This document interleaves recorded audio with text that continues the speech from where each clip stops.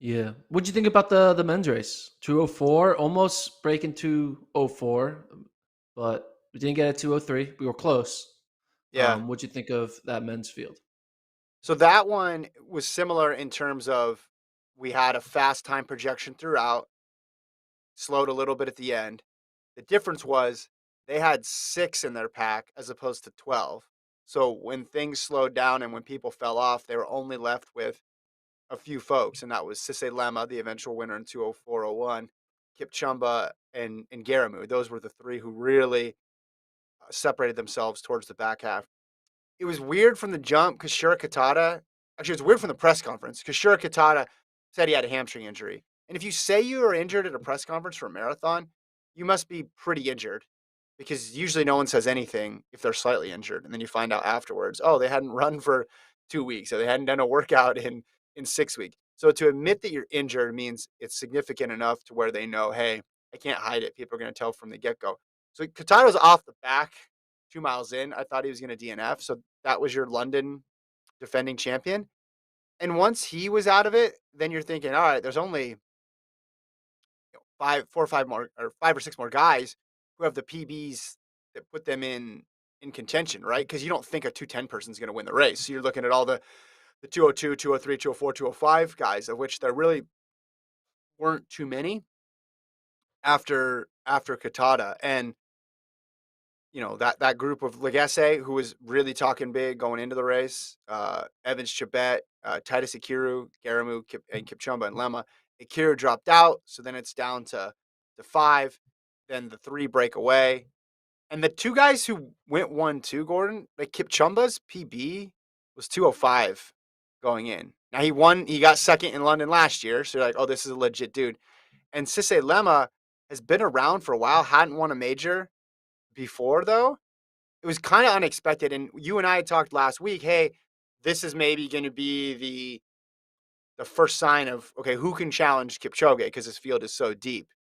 But I don't think Kipchoge is too worried about Yeah. someone challenging him if that person is a guy who's been around forever and has seen Kipchoge. It's not as if there's this ascendant 22-year-old talent who went out there and breezed to a 202. This is someone, Lemma, to his credit, who's been around on the scene, been plugging away for a while, and had his day on Sunday. Yeah. We're not get this wasn't the AAA to see who's going to go up to the majors to go up against Kipchoge. This was, it's a good race. 204 is nothing to joke about. What's no blink? I don't know. What's the Sneeze phrase? about. Nothing to write home about. No, I don't know what the word sneeze about. Yeah, but like, um, it's still like a legit time at in London. 204. You take that anywhere, you're going to be one of the top 3 or 4 in any field that you enter. So Mhm. it's still an incredible performance, I think, for those 2 men up top. One thing I did think though, 204.01. That's gotta. Ooh, you're so Yeah, yeah. close, just 1 second away from being sub 204. And it got me thinking, what is the worst 01 you can have in track and field? Like, is it 10:01 in 100? Is it 11:01 in 100 for women? Is it 4:01 Mhm. for a mile? Like, what is obviously there's always these barriers, but what's the one that's like, God dang it, like I was just this close to breaking it, like it like hurts the most. I think it's got to be something long enough to where you think, man, if I had leaned or if I just took a little bit better line at the end. I think it's a mid distance barrier or Yeah. a long distance barrier for. This is like, do you really feel bad for a 204.01? I mean, it's their time, right? Like if Kipchoge did a breaking 2 and it was 2:00:01, I think that would go down as the most brutal in history, right? Because you do Yeah. 26.2 miles and to miss it by a second is just devastating. Yeah. I guess I agree. It's probably more like a 401 mile probably sucks more than like a 201 800 for a woman, right? Yeah, I Yeah. guess. I do think though. I think the worst is 10:01 for 100 because even though it's the shortest distance, Yeah. it just feels so good to be a sub 10 runner than it does to be like a 10:0 runner. I feel Right. so. Right. So this is interesting, Gordon. If you had told me that we are going to have the London and Berlin marathons take place, and after those races, you're gonna have the total amount of sub 204s for the men be 0. I would have taken that bet. I would have taken that bet 10 times out of 10. Because right now, you look at the yearly lists here in the marathon, it's actually it's kind of strange. Titus Akira's 2:02:57 from Milan is the fastest time of the year, and then you got the rest of basically the Milan field up there. Like, we have not seen the fast fall marathon developed, and part of that is, hey, Kipchoge is not there. Hey, a lot of people are coming off of the Olympics, but we got Chicago, which is quick coming, but then you have Boston, New York that aren't that quick.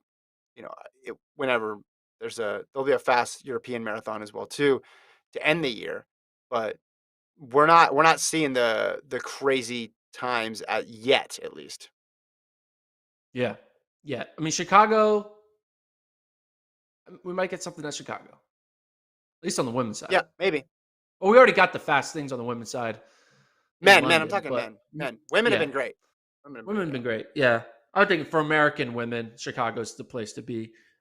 But yeah, maybe Chicago men, they pull it out. Yeah. I mean, it'll be wild if like Galen Rupp finds a way to just like Mhm. come out of nowhere and like break the American record. That'll be kind of wild. I mean, I don't think it's going to happen, but it'll be kind of like a good way to go from like your disappointing eighth place finish at the Olympics to all of a sudden be like, hey, it actually wasn't too bad Yeah. of a year. 2021. Tyrone points out in the chat the 1 second miss cost him 75,000 because it was a 2:04 bonus, which is something Cathal and I were watching because he was celebrating too down the finish line because they London focused on appearance fees and time bonuses. The winning amount was not that much. There are other races that give out better prize money just for the top finishers. This was really incentivizing fast times, but I guess he either wasn't aware or wanted just to celebrate or How do thought, you hey, not be aware? because winning probably your shoe company gives you a lot of money too. So you're just True. thinking, hey, I'm going to go out there and win the race because some of these time bonuses were nuts. Like if there were course records and world records, which world records are pretty far out there, but course records were certainly possible on the women's side for a while there. At least some of those numbers were going to be pretty crazy. And then it wasn't just if you won and got it. If you got sixth and ran 2:03:45, you still would get the time bonus associated with that. So it was a lot to run for out there. Um, we got some feedback on the most brutal 01. Tampa Eagles says 350.1. See, but if you run 350, I just don't feel bad for you because you run 350. Looks like Travis brought up Alex Rogers Tiefer's page, and he has a 4 flat .00. So that's got to be pretty brutal. That's not a 401, but 4 flat 00. You'd be point. Look at that. Yeah, that's the that's probably the worst feeling ever. You're like, really? I mean, it looks nice and flat and everything, but Yeah. he's going to be lumped in the same category as all the other 4 flats, 401s. You want to be in the 359 club, right? So he did eventually join that club for the record. He just had to wait a few more That's what I'm races. saying. Yeah, if you never did it, then it's particularly brutal. But if you eventually got around to doing it, then it just makes a funny story. But yeah, 40000 is tough. Because if you go 10-0, it's just not as many zeros, so it doesn't look as Yeah. as brutal. And again, 10-0, you're elite. You'll find your way to another race. You'll figure it out.